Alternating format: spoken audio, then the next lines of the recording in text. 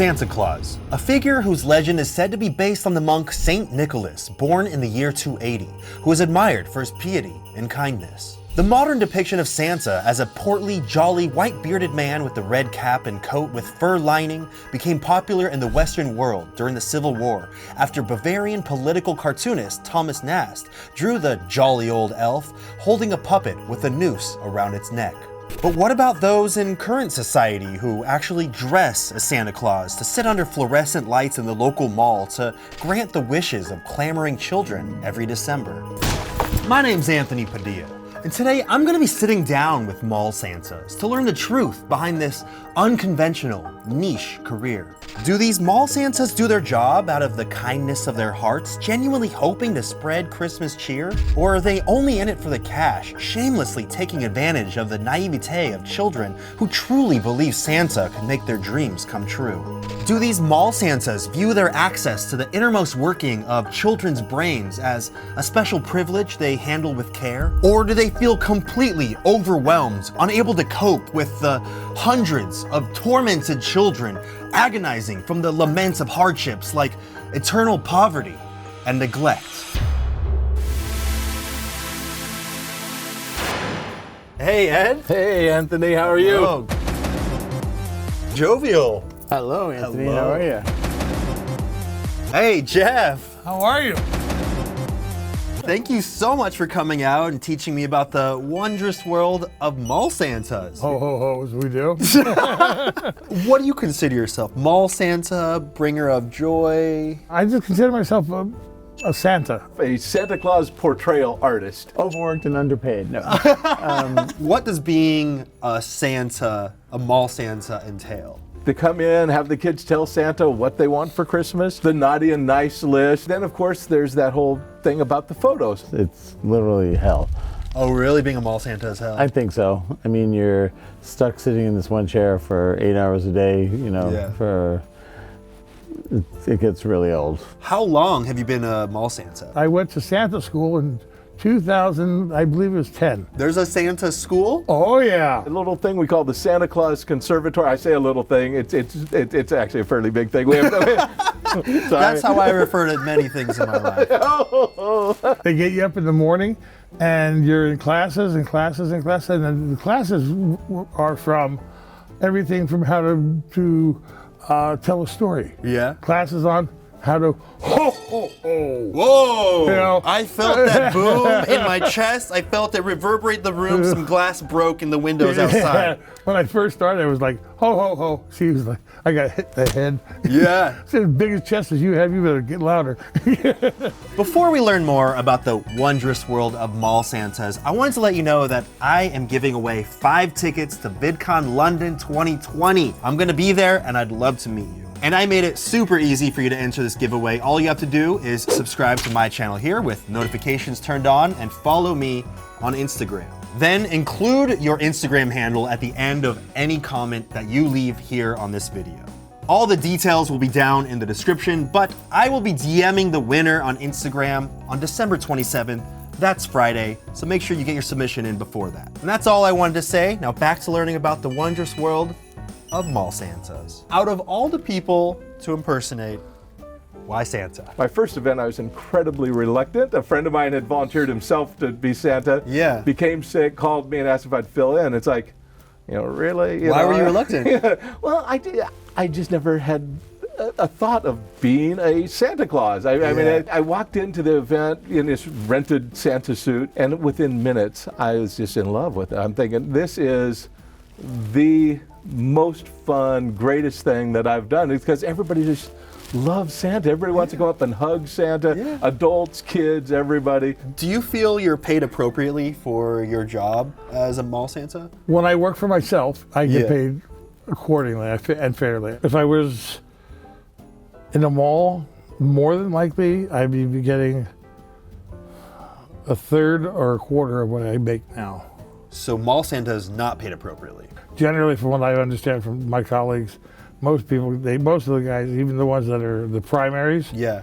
they get anywhere from $50 to $75. So an hour. they make $50 to $75 an hour, which sounds like a lot, but you only get to work a couple hours, 4 hours at most a day for the most part, and there's a huge off season. Yeah, I'm on a program they call 250. It's a working program for disabled people. Before they used to penalize you. If you went to work, you lost every dollar you made. You went against what you were being given to help. Yeah. Okay. Yeah. Now you're allowed to keep the nut of what you get, and then you're allowed to make up to the equivalent of $31,000 a year, which gets you a little bit above poverty. Which is Right. And if you're single like I am and stuff, and you can find a good rent, which is usually in my case I rent a room. Yeah. I don't rent a whole house. Yeah. But I'm happy. I'm good. I got nothing to complain about, man. So with this job, with being able to impersonate Santa, you're able to live just slightly above the poverty line. Well, yeah, I would. I mean, yeah. Look at me. I'm not starving. I can't go on trips and things like that. Do you proudly tell people that you work as Santa, or do you keep that more of a secret? Totally into it. Everybody that knows me knows I'm Santa, and everybody who doesn't know me knows me as Santa. And you kind of keep the look all year round. I do. Right? Out in the parking lot, I have a little red Scion with N pole on the license plate. So is your closet at home nothing but red and white colors? Pretty much. Yeah. It's hilarious. How do you feel about the idea of Christmas being so intrinsically connected to consumerism and capitalism? Yeah, I'm not for it. I mean, I don't like that part of it. Tying it to Christmas and making it be like it create this stress around, I have to do this because there's a guilt and shame surrounding not being able to afford getting something for someone. Right, exactly, and that I'm totally not for. And I think that we as parents and as grandparents really need to emphasize the values associated with Christmas and what the important aspects are. You know, I grew up relatively poor, and I wouldn't be able to get other people gifts, but people would sometimes get me a gift, and they would do it out of the kindness of their heart, but I would feel immense guilt because I wouldn't be able to reciprocate. That, I'm telling you, that's the beauty of Santa Claus. That is the hidden beauty of Santa Claus. You can receive without having that guilt of repayment. Had a lot of kids this year so far that have asked for, said, I don't really want anything. I would love it if you used my presents and gave them to kids that didn't have any, and wow. There's a lot of kids out there that are looking out for others. Yeah, I know. They're not all greedy little bastards. Not like I was as a kid. Okay. Yeah. I get 5-year-olds like, I want an iPhone 11. What are you going to do with an iPhone 11? Like, Santa doesn't even have an iPhone 11. What's been your most bizarre experience in doing what you do? So I was invited to do an appearance at a celebrity party, and they put it on. They said, we want Santa and Mrs. Claus, and we want you to come to the house, and we want you to just acknowledge the guests in passing, and then take off your Santa gear and get in the hot tub, and then that's it. Just sit in the hot tub. And I'm thinking, seriously, really? Are you paying us for this? You got paid to go to a party to sit in a hot tub. I did. I would pay a large amount of money to go in a hot tub. All right, I know. And you got paid to do it. It was awesome. I was asked to do an adult Santa once. Oh. Yeah. They wanted me from 10 o'clock at night till 1 in the morning. And I quoted some ridiculous price, thinking there's no way in the world they're ever going to say yes. And they're like, oh, okay. So wait, they said yes? Yeah. I know. So I sat there for 3 hours, and drunk women came in and lifted up their shirts and exposed their and took a selfie with Santa. And I was like, okay. I was just like, can I just go home? You're like, am I just an object to you? I know. It was horrible. Do you ever feel guilty when you have to lie to a child? I would feel guilty lying to a child, and I can't say that hasn't happened, but I'm trying harder to find language that is flexible enough to answer their questions more truthfully. Without completely crushing their imagination. Yeah, exactly. Because the magic of Christmas, the magic of Santa Claus, of course, is incredibly real. What's the sweetest moment you've experienced while working as Santa? That would be when a child says they don't want a present and they would like me to give it to their sister, or they said, my brother wants a bicycle, and we don't have enough money. So could you not give me a present so there's enough money from my brother to get a bicycle? I mean, it chokes me up to this day. I mean, Sometimes kids, will just break your heart. When I was 22 years old at Macy's, I still remember there's this little boy, Tommy, and this little kid came up and sat on my lap, and you do the standard routine. Have you been a good little boy this year? Yeah.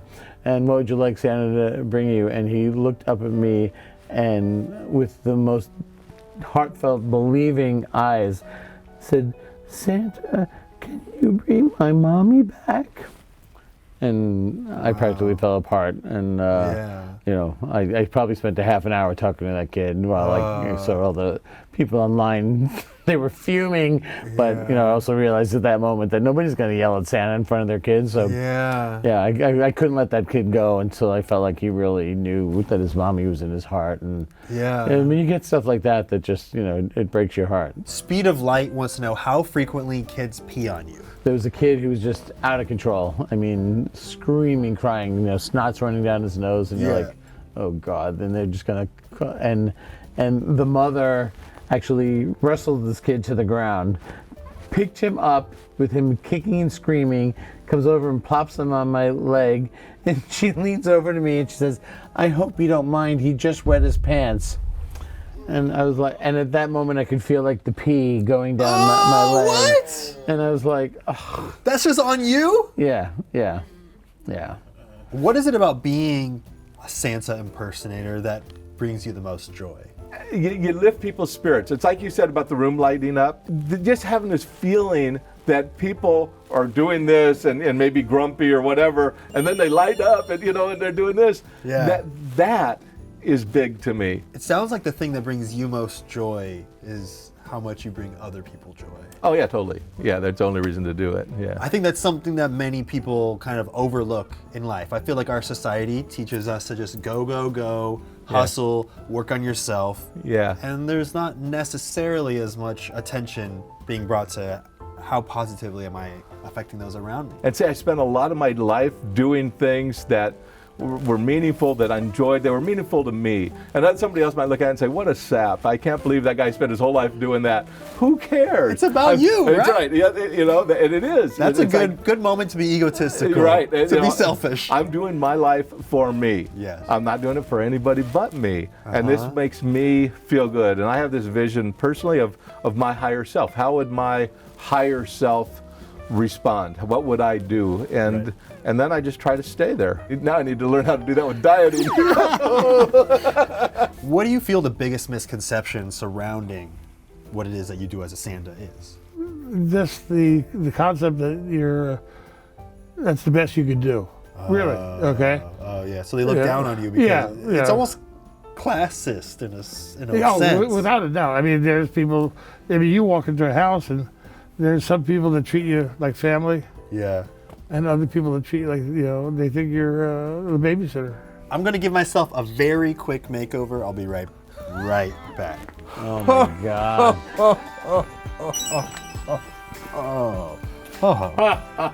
Are you impressed? No, look at this beard. You look like You down to have a ho ho ho off? Let's do it. Ho ho ho. Ho ho ho. Wow. Ho ho ho. Ho ho ho. Ho ho ho. Ho ho ho. That one almost brought me to tears. That was cute. That was amazing. Oh man, good job. I've never felt so much joy being expressed through a ho and a ho. We have to be a little careful about this. Oh my goodness. There's a whole lot of different ways this can be heard.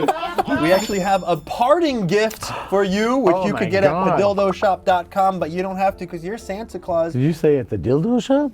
Padildoshop.com. You said the dildo shop. I was like, okay. Best interviewer shirt. Yep. It's it's good when you can't barely Yeah, read no, it. I like it. There's a lot of. I get all these notes. I get all these notes from 5 and 6-year-olds.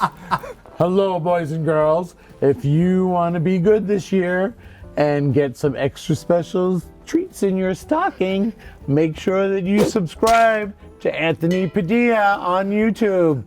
You heard Santa. You don't want to get on that naughty list. Trust me.